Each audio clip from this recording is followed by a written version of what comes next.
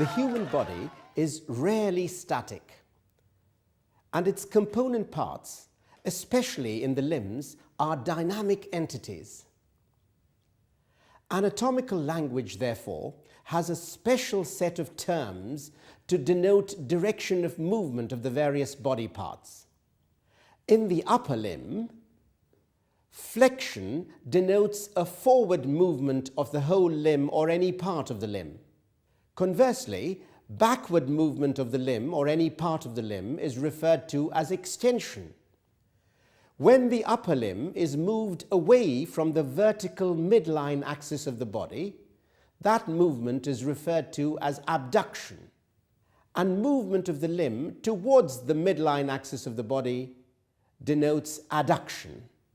In certain joints, there is so much versatility of movement that the individual parts can be moved about several different axes. Such multi-axial joints, best exemplified by the shoulder joint.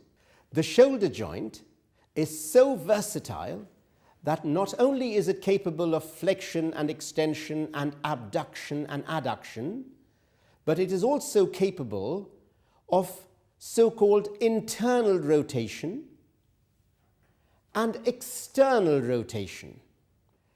Internal rotation is also known synonymously as medial rotation and external rotation as lateral rotation.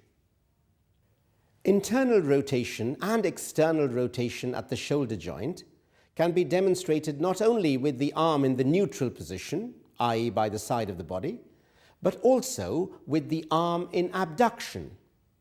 This, with the arm in abduction, is external rotation, and this is internal rotation.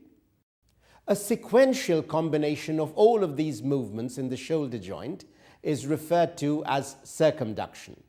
Moving distally down the limb, you will observe that the forearm is capable of specialized rotatory movements. An inward rotation of the forearm is referred to as pronation, and returning to the forearm to the original position constitutes supination.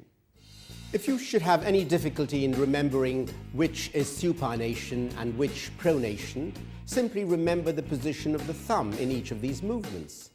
In supination, thumbs up, S for super, and in pronation, thumbs down, P for pants. Easy. Moving further down the limb, at the wrist joint, the movements possible are a forward movement of the wrist joint, which is flexion, a backward movement of the wrist joint, which is extension, and in addition to flexion and extension, the wrist joint can also be deviated laterally, which is called lateral or radial deviation or abduction, or it can be moved in, which is ulnar deviation or adduction. In the hand, the fingers are capable of flexion, which is a forward bending of the fingers, and straightening of the fingers, which is extension. In addition to flexion and extension, it is also possible to move the fingers apart. This constitutes abduction of the fingers. An abduction of the fingers always relates to the long axis of the metacarpal bone of the middle finger. Thus, movement away from the long axis of the middle finger metacarpal bone constitutes abduction. And when the fingers are brought together, which is to say brought towards the long axis of the middle finger metacarpal bone, that movement constitutes adduction. The thumb is the most flexible and versatile of the digits. It's capable of flexion, extension, abduction, adduction, and also a rotatory movement whereby the pulp of the thumb can be made to face the pulps of the other fingers. And this inward rotatory movement of the thumb is referred to as opposition. The movements at the hip joint are flexion, reflected in the forward movement of the thigh, extension, reflected in the backward movement of the thigh, abduction, when the thigh is moved outward, away from the median axis of the body, and adduction of the hip joint, reflected in the inward movement of the thigh. In addition to these four basic movements, the hip joint is also capable of internal rotation and external rotation. And either of these movements at the hip joint can be accomplished either with the limb straight or with the knee flexed. A sequential combination of all of these movements at the hip joint constitutes circumduction of the hip.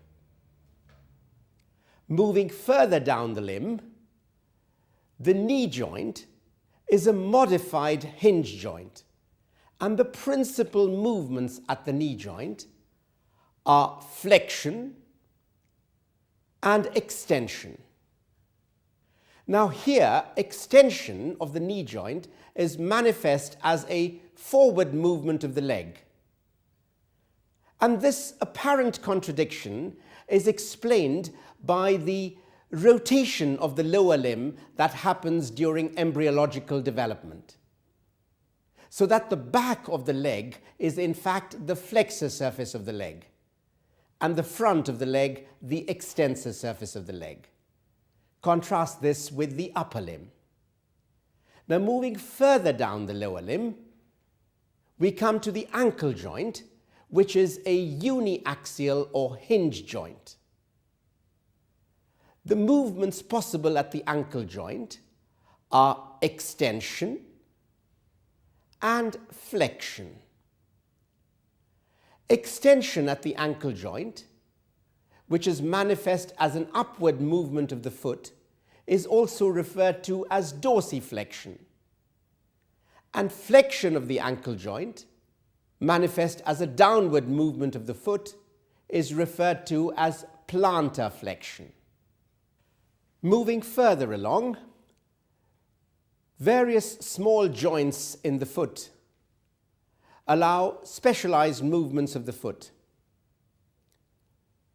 An inward rotation of the foot, whereby the medial border of the foot is elevated relative to the lateral border of the foot, is referred to as inversion of the foot.